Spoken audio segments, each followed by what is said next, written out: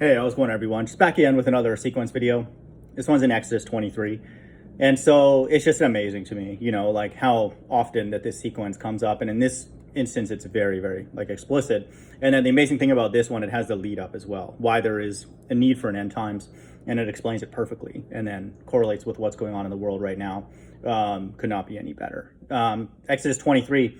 You shall not spread a false report. You shall not join hands with the wicked to be a malicious witness. That's in 23:1. Okay, 2:3, 33.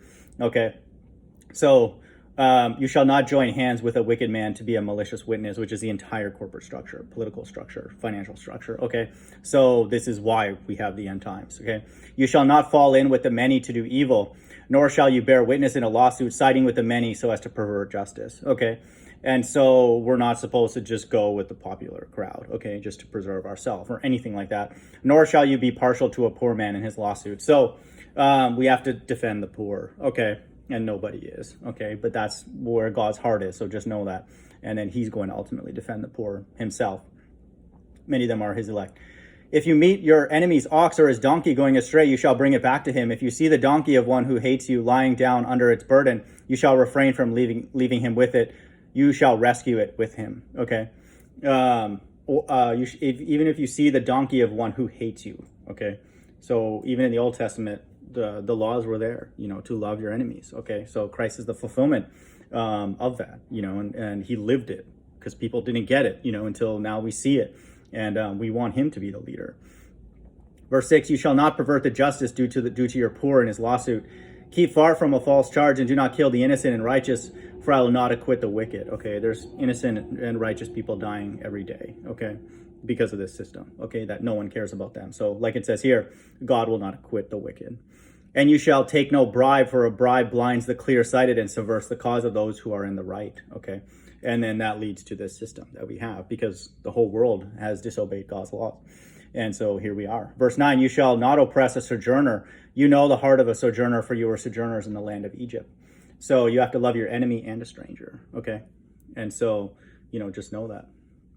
We get that in many places, obviously in Christ's life, but, in the parable of the Good Samaritan, Verse 10, for 6 years you shall sow your land and gather in its yield, but the 7th year you shall let it rest and lie fallow, that the poor of your people may eat, and what they leave the beasts of the field may eat. You shall do likewise with your vineyard and with your olive orchard. So God's plan, the law is to take care of everybody, okay, even the animals, okay? And so just know that. And so if God's laws are honored, there's no need for an end times, okay? But there is, because no one has honored any of these except Christ. And so just know that. Here's where the sequence starts. I'll just jump right to it. It's a bit coded at the beginning. Exodus 23:19. If you add those together, that's 42, or backwards 2:4, 44. God's elect. The best of the first fruits of your ground you shall bring into the house of the Lord your God. This is coded language for salvation. God's first fruits, the elect. You shall not boil a young goat in its mother's milk. Okay, so now it says in verse 20, behold, I send an angel before you to guard you on the way and to bring you to the place that I have prepared. So this is coded language for salvation. I will send an angel before you. Okay. Pay careful attention to him and obey his voice. Do not rebel against him, for he will not pardon your transgressions, for my name is in him. And so now we're going to talk about a time about people obeying God's voice. Okay. And then we have that reference in verse 21.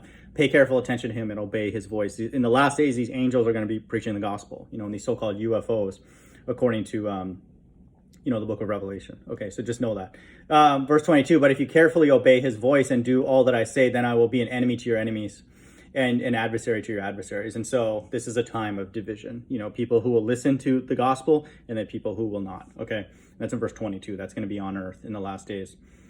Okay, so now we have a reference to then God destroying, in the last days, after this time of great tribulation. Verse 23, when my angel goes before you and brings you to the Amorites and the Hittites and the Perizzites and the Canaanites, the Hivites and Jebusites, and I blot them out, okay? And you shall not bow down to their gods, nor serve them, nor do as they do. That's in verse 24 for God's elect. But you shall utterly overthrow them and break their pillars in pieces. That's in verse 24. That's with God's elect, that they're going to be destroying all these other nations, that don't honor God. And so just know that.